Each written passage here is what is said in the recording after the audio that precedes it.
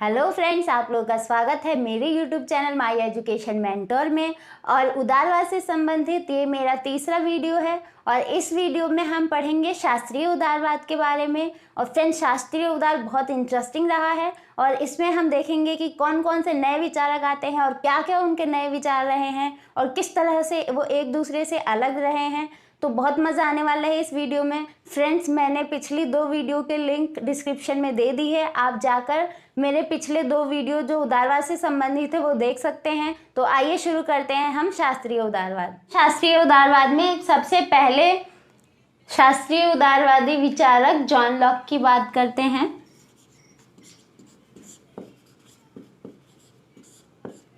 John Locke Hobbs का जब critic करते हैं तो उनकी पहली पुस्तक आती है two treatises of civil government.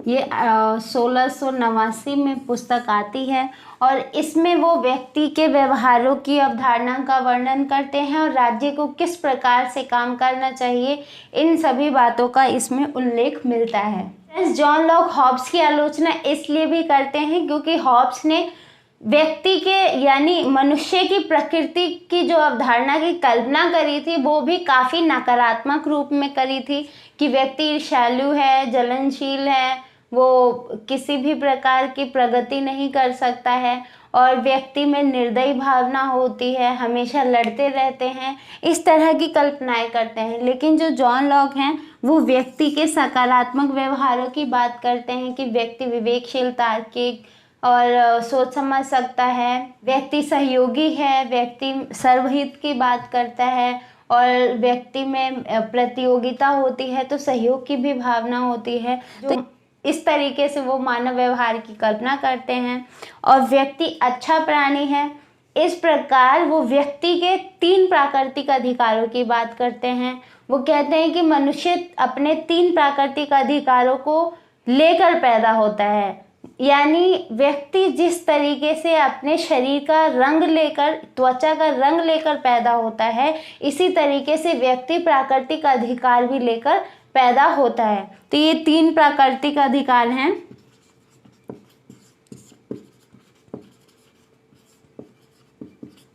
संपत्ति, स्वतंत्रता और जीवन।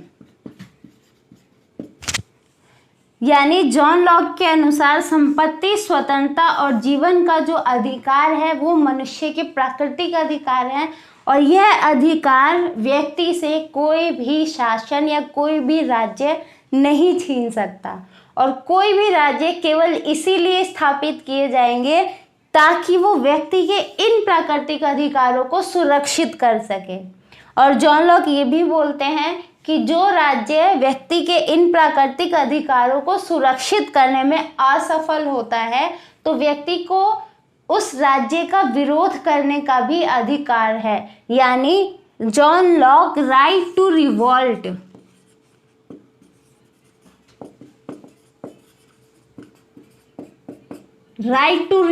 का भी मनुष्य को अधिकार देते हैं। इस प्रकार जॉन लॉक के विचारों के अनुसार वास्तविक शक्ति जो है राज्य में नहीं है, वास्तविक शक्ति व्यक्ति में है, व्यक्ति में ही निहित है, क्योंकि ये व्यक्ति के लिए है, व्यक्ति राज्य के लिए नहीं है। दूसरा, व्यक्ति समाज या राज्य से ऊपर है, यानी व्यक्ति के अधिकार और स्वतंत्रता किसी समाज या राज्य से बंधे नहीं है। कोई राज्य या समाज व्यक्ति पर नियंत्रण नहीं करेगा, वो केवल व्यक्ति के स्वतंत्रता को सुनिश्चित करने में एक सहयोगी के रूप में काम करेगा। फ्रेंड्स, अब देखते हैं कि जॉन लॉक के अनुसार राज्य के क्या क्या कार्य होने चाहिए। सबसे पहले वो कहते हैं कि राज्य का कोई धर्म नहीं होता, राज्य का कोई धर्म नहीं है।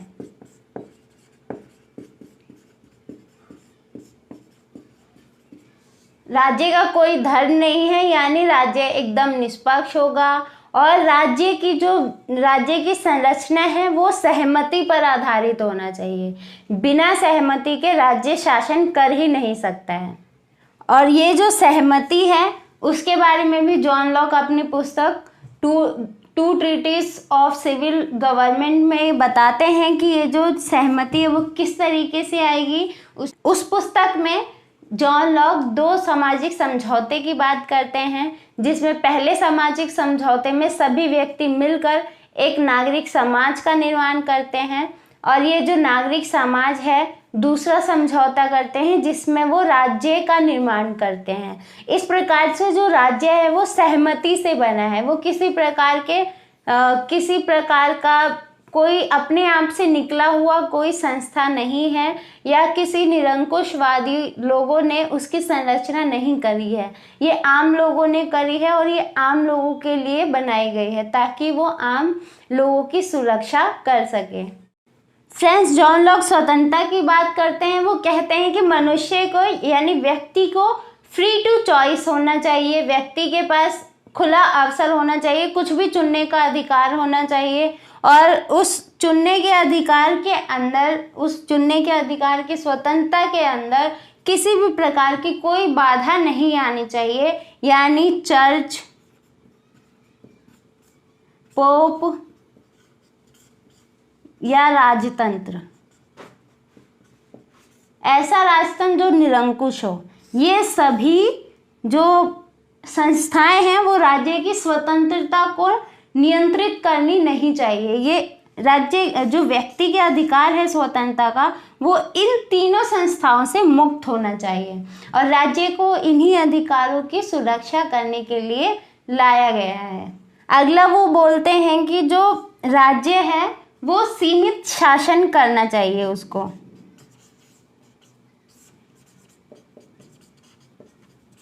राज्य को सीमित शासन करना चाहिए, इसलिए जॉन लॉक संवैधानिक शासन की बात करते हैं। संवैधानिक शासन,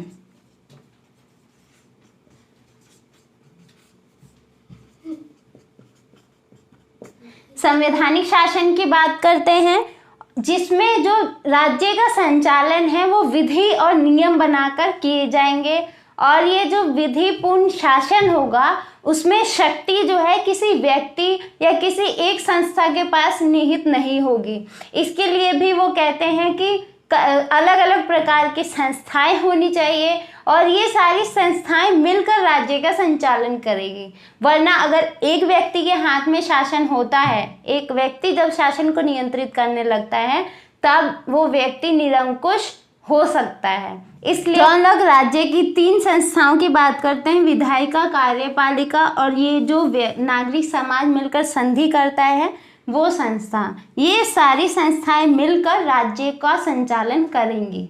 फ्रेंड्स, जॉन लॉक राज्य को एक नाइट वॉचमैन की अवधारणा के रूप में देखते हैं, यानी राज्य का कार्य जो है वो सुरक्षा प्रदान करना,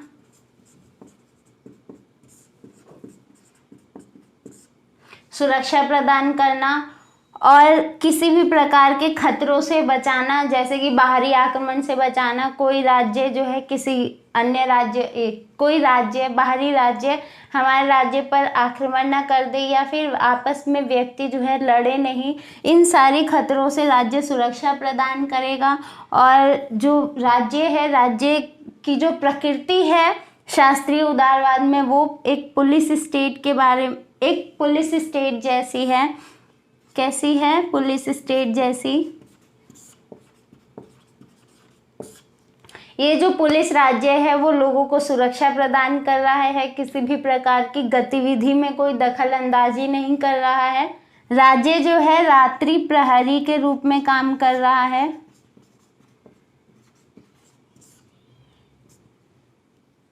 राज्य जो है रात्रि प्रहरी, यानी जो मैंने बोला नाइट वॉचमैन की तरह दूर से देखेगा कि राज्य में सब कुछ अच्छा चल रहा है कि नहीं चल रहा है, और राज्य का जो संपूर्ण संचालन है वो ढंग से होना चाहिए। और एक और महत्वपूर्ण कार्य है कि वो समझौता बना रहे, इसकी भी देखरेख करता है।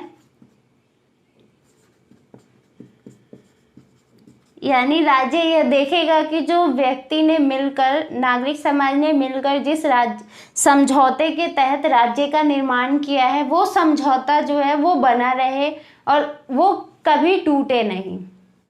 फ्रेंड्स, इस प्रकार हम देखेंगे कि जो शास्त्रीय उदारवाद है वो एकदम नकारात्मक राज्य की बात करता है, जिसमें वो राज्य को बिल्कुल ही एक नेगेटिव रूप में देखता है और वो कहता है कि राज्य जितना हो सके वो व्यक्ति से दूर रहे। जॉन लॉक के विचार अमेरिकी संविधान में बहुत प्रभावी रूप से दिखाई देता है। हम देखते हैं कि शास्त्रीय उदारवाद में राज्य को एक आवश्यक बुराई माना गया है, क्योंकि आवश्यक इसलिए है ताकि वो व्यक्तियों की सुरक्षा कर सके बाहरी आक्रमण से और समझौते को सुरक्षित कर सके और व्यक्ति की संपत्ति की रक्षा कर सके। बुराई इसलिए माना गया क्योंकि वो व्यक्ति की स्वतंत्रता में कटौती करता है और व्यक्ति पर नियंत्रण रखने का प्रयास करता रहता है। शास्त्रीय उदारवादी कहते हैं कि राज्य केवल इतना ही होना चाहिए कि वो व्यक्ति की स्वतंत्रता को सुनिश्चित कर सके और राज्य को जितना हो सके अधिक से अधिक सीमित कर देना चाहिए, ताकि समाज में सोशल ऑर्डर बना रहे, सामाजिक व्यवस्था बनी रहे और राज्य नियंत्रण में रहे, वो किसी प्रकार से अनियंत्रणकारी व्यवस्था में ना परिवर्तित हो। फ्रेंड्स, जॉन लॉक के बाद आते हैं एडम स्मिथ, और एडम स्मिथ अपनी पुस्तक में वेल्थ ऑफ नेशन 1776 में लेकर आते हैं और वो भी अपनी पुस्तक में व्यक्तिवाद का समर्थन करते हैं और अहस्तक्षेपकारी राज्य का समर्थन करते हैं।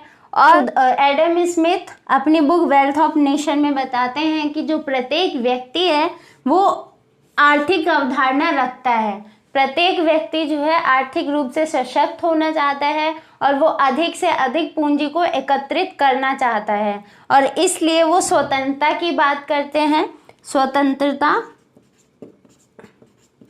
अब वो किस तरीके से व्यक्ति की स्वतंत्रता की बात करते हैं ये देखना भी काफी दिलचस्प होगा। वो दो प्रकार की स्वतंत्रता की बात करते हैं, उद्योग की स्वतंत्रता, यानी प्रत्येक व्यक्ति को उद्योग करने की स्वतंत्रता होना चाहिए, उद्योग को स्थापित करने का अधिकार होना चाहिए, जो व्यक्ति जहां चाहे उद्योग को स्थापित कर सकता है। इस तरीके से व्यक्ति को इन सभी स्वतंत्रताओं की छूट दिया जाना चाहिए। व्यक्ति को व्यापार करने की स्वतंत्रता होना चाहिए, व्यापार की स्वतंत्रता।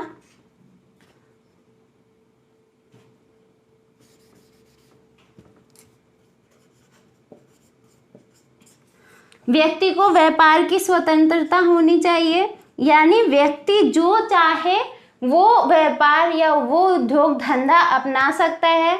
व्यक्ति को किसी भी कार्य को करने के लिए मजबूर नहीं किया जाना चाहिए। व्यक्ति जिस कार्य को करने में कुशलता हासिल हो उसको वो कार्य करने को उसकी स्वतंत्रता पूरी तरीके से होनी चाहिए। वो कोई कार्य एक बाधित होकर या फिर बहुत मजबूर होकर उस कार्य को नहीं करना चाहिए। और जब व्यक्ति को ये दो स्वतंत्रताएं मिल जाएंगी तो उनकी जो आर्थिक हित है उसकी पूर्ति स्वतंत्र रूप से की जा सकेगी। वो फ्रेंड्स, एडम स्मिथ ये भी कहते हैं कि जो व्यापारी वर्ग है वो व्यक्ति के हित को राज्य से अच्छा समझ सकता है, क्योंकि राज्य जो है समाज में नहीं उतरता है, लेकिन जो व्यापारी वर्ग है वो जगह जगह घूमता है और व्यापारी वर्ग समझता है कि वो व्यक्ति की किस तरीके से सहायता कर सकता है और व्यक्ति किस प्रकार से अधिक संतुष्ट या स्वतंत्र महसूस कर सकता है। फ्रेंड्स, इस प्रकार एडम स्मिथ का जो विचार है इनविजिबल हैंड्स का है।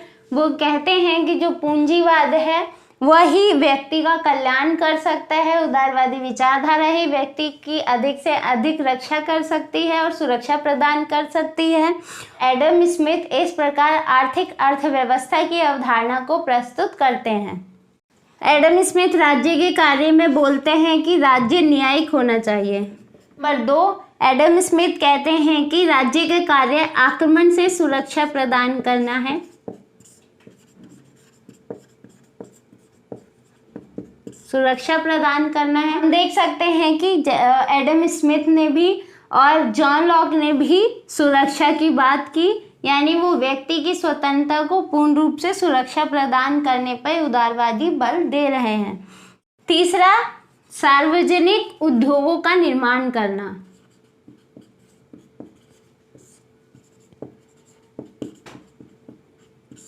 सार्वजनिक उद्योगों का निर्माण करना भी राज्य के एक कार्य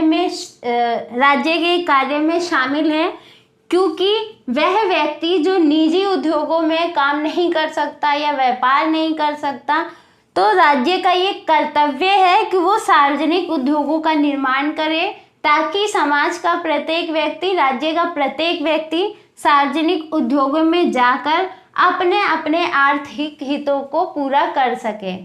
अब हम ये जान लेते हैं कि राज्य एक आवश्यक बुराई है। ये कथन किसका है? ये कथन थॉमस पेन का है।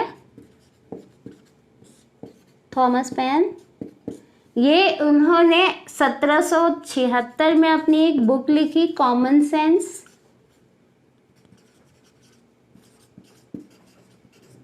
इसमें उन्होंने राज्य को एक आवश्यक बुराई के रूप में देखा। हम पहले डिस्कस कर चुके हैं कि राज्य को आवश्यक क्यों माना गया और राज्य को साथ ही बुराई क्यों माना गया है। फ्रेंड्स, अब हम अगले विचारक पर आते हैं। अगले विचारक है जेरेमी बेंथम। अपनी पुस्तक लिखी an introduction of the principle of moral and legislation. उसमें उन्होंने अपना एक सिद्धांत, उपयोगितावादी सिद्धांत का प्रतिपादन किया, और उपयोगितावादी सिद्धांत के अनुसार अधिकतम लोगों का अधिकतम सुख के सिद्धांत की। तब हमें ध्यान रखना चाहिए कि जो जेरेमी बेंथम है, उन्होंने अल्प मत पर कोई ध्यान नहीं दिया है, और जेरेमी बेंथम के अनुसार राज्य जो है वो सभी लोगों के हितों को पूरा नहीं कर सकता है। राज्य कभी भी सभी मनुष्य को संतुष्ट नहीं कर सकता है, इसलिए राज्य को कोशिश करना चाहिए कि वो अधिक से अधिक लोगों की सुख सिद्धि को पूरा कर सके। और जेरेमी बेंथम ये भी कहते हैं कि मनुष्य जो है वो केवल सुख को पाना चाहता है। मनुष्य का जो उद्देश्य है वो सुख की प्राप्ति करना है, और मनुष्य दुख से हमेशा भागता रहता है, वो दुख से मुक्ति पाना चाहता है, और राज्य को व्यक्ति के इन लक्ष्यों में व्यक्ति का सहयोग करना चाहिए।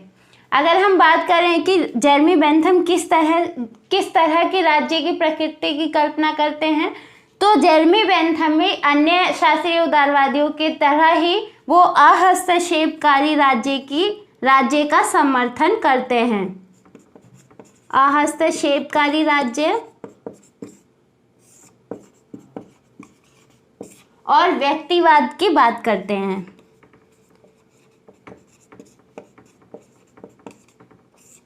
यानी वो भी अन्य शास्त्रीय उदारवादियों की तरह अहस्तक्षेपकारी राज्य और व्यक्तिवाद की बात करके, यानी व्यक्तिवादी विचारधारा का समर्थन करके व्यक्ति को राज्य और समाज से सर्वोपरि मानते हैं, और व्यक्ति के अधिकारों और व्यक्ति के सुख प्राप्ति के लिए राज्य को एक आवश्यक रूप में देखते हैं, परंतु राज्य को एक सीमित दायरे में रखते हैं। फ्रेंड्स, जेरेमी बेंथम के बाद आते हैं हर्बर्ट स्पेंसर। इन्होंने राज्य के न्यूनतम सिद्धांत की बात की। प्रगति का अर्थ है कि जीवन के संघर्ष में जो व्यक्ति पिछड़ जाता है उसको राज्य को मरखप दिया जाना चाहिए, क्योंकि जो गरीब व्यक्ति है या जो संघर्ष का सामना नहीं कर सकता है, वो किसी भी प्रकार की प्रतियोगिता में प्रतिभागी नहीं बन सकता है, उसमें इतनी क्षमता ही नहीं है। तो राज्य को उसे उसके हाल पर छोड़ देना चाहिए, और राज्य को केवल राज्य की प्रगति पर ध्यान देना चाहिए। क्योंकि इस वक्त तक क्या हो रहा था, शास्त्रीय उदारवाद को चुनौती मिल रही थी, और उदारवाद अपने पुराने स्वरूप में परिवर्तन करने लगा था, और कल्याणकारी राज्य की बात किया जाने लगा था, और यह उम्मीद की जाने लगी थी कि जो राज्य है वो व्यक्ति के कल्याण के लिए भी कार्य करेगा। लेकिन जब हर्बर्ट स्पेंसर अब न्यूनतम राज्य के सिद्धांत की बात करते हैं और अपना कथन जब वो बोलते हैं कि जीवन के संघर्ष में जो व्यक्ति पिछड़ जाए राज्य को उसे मरखप दिया जाना चाहिए, तब ये जो कल्याणकारी राज्य है उसका फिर से उदय होता है और नए तरह के उदारवाद का जन्म होता है। फ्रेंड्स, उदारवाद को इस प्रकार कई तरह की चुनौतियों का सामना करना पड़ा। सबसे पहले हम देखेंगे कि 1917 के दौर में समाजवाद सफल होता हुआ दिखाई दे रहा था। दूसरा हम देखें कि पूरे यूरोप में आर्थिक मंदी का सामना करना पड़ा पूरे यूरोप को 1930 के दौर में, और बड़े से बड़े इकोनॉमिक देश जो सबसे मजबूत आर्थिक अर्थव्यवस्था वाले देश थे, उनकी स्थिति भी बिल्कुल चरमरा गई थी। तीसरा हम देखेंगे कि उदारवाद की जो पूरी अवधारणा है वो असफल होते हुए दिखाई दे रही थी, क्योंकि इस वक्त जो अर्थव्यवस्था है वो पूरी तरीके से ख़त्म हो रही थी। बेरोजगारी बढ़ रही थी, गरीबी बढ़ रही थी, अशिक्षा का दर है वो भी बढ़ रहा था। तो इस तरीके से उदारवादी विचारधारा को इन कड़ी चुनौती का सामना करना पड़ा। उसी वक्त मार्क्सवाद का भी उदय होता है, और मार्क्सवाद बिल्कुल पूंजीवाद के उलट दिखाई दिया, क्योंकि जो मार्क्सवाद है वो कहता है कि पूंजीवाद को जड़ से खत्म कर देना चाहिए, क्योंकि जो पूंजीवादी विचारधारा है वो केवल पूंजीपतियों की विचारधारा है। कि पूंजीवाद की ये जो विचारधारा है समाज की समस्त समस्याओं का जड़ है, और समाज की अगर समस्याओं को खत्म करना है तो पूंजीवादी विचारधारा को जड़ से खत्म करना होगा। इस तरीके से हम देखते हैं कि पूरे उदारवाद में एक नए सुधार की आवश्यकता महसूस होती है, और उदारवादियों ने फिर अपनी विचारधारा में कई तरह के सुधार करके उदारवाद को फिर से जीवित किया, जिसको हम आधुनिक उदारवाद के रूप में पढ़ते हैं। आधुनिक उदारवाद को हम अपने अगले वीडियो में पढ़ेंगे। आइए हम देख लेते हैं कि शास्त्रीय उदारवाद में कुल मिलाकर वो राज्य की प्रकृति को किस रूप में देख रहे हैं। जैसे कि हमने बात करी, जॉन लॉक ने राज्य को रात्रि के प्रहरी के रूप में देखा, यानी नाइट वॉचमैन के रूप में देखा। थॉमस पेन ने राज्य को एक आवश्यक बुराई माना। वहीं जेरेमी बेंथम ने राज्य को एक रेफरी के रूप में देखा कि राज्य को रेफरी की तरह काम करना चाहिए। राज्य को दूर से ही खड़े होकर ये देखना चाहिए कि राज्य का संचालन कैसे हो रहा है, और राज्य किस तरीके से राज्य अपने कार्य करने में सफल हो पा रहा है या नहीं हो पा रहा है। इस प्रकार राज्य के कई नकारात्मक कार्य हमें राज्य के नकारात्मक विचारधारा में दिखाई देते हैं। निष्कर्ष के रूप में हम देख लेते हैं कि शास्त्रीय उदारवाद जो नकारात्मक राज्य की कल्पना करता है, तो वो राज्य के कार्य को किस तरीके से देखते हैं। तो पहला, वो कहते हैं कि राज्य का काम है कि वो नागरिकों की संपत्ति की रक्षा करे, यानी व्यक्ति जो पूंजी अर्जित करता है उसकी राज्य जो है उसकी रक्षा करे, और व्यक्ति को प्रत्येक असुरक्षात्मक कारकों से सुरक्षा प्रदान करे। दूसरा, राज्य का कार्य है कि वो व्यक्ति के अधिकारों में किसी भी प्रकार से हस्तक्षेप न करे, वो व्यक्ति की स्वतंत्रता और अधिकारों की दायरे से दूर खड़ा रहे।